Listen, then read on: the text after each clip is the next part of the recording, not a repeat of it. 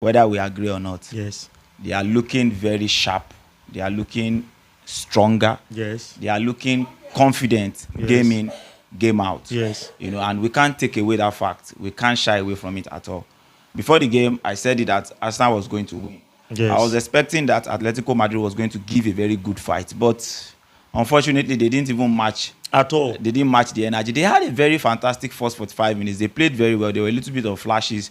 There was a time that Alvarez should have even scored a goal. Yes. But they played a goalless first half, and when they came in for the second half, we saw a different Atletico Madrid, and Arsenal just began to, break down the defense and just begin to pump in goals.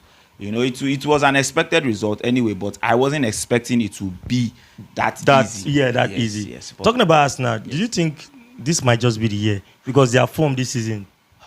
They are looking very promising.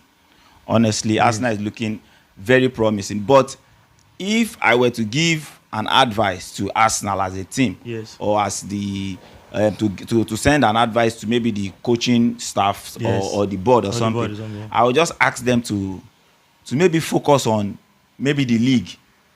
Okay. Because the Champions League might just be a distraction to them. Okay. It's possible they win the two. Anything is possible. Yes, people they win treble now.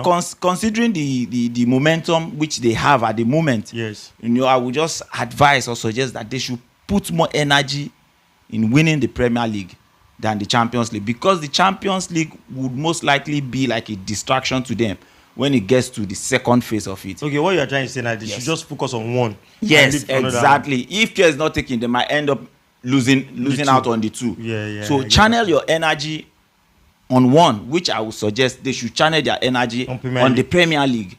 That is not to say they won't give 100% in the Champions League, but sometimes the coach should be smart enough to know how to mix the lineup, rest some players and, prepare very well for the weekend instead of those midweek games. Sometimes those midweek games can just be a distraction. Sometimes your players will get injured, and at the end of the day, you end up not winning any laurel, and that will be so painful for them, because this year is really looking very promising for Arsenal. So that's just my advice to them.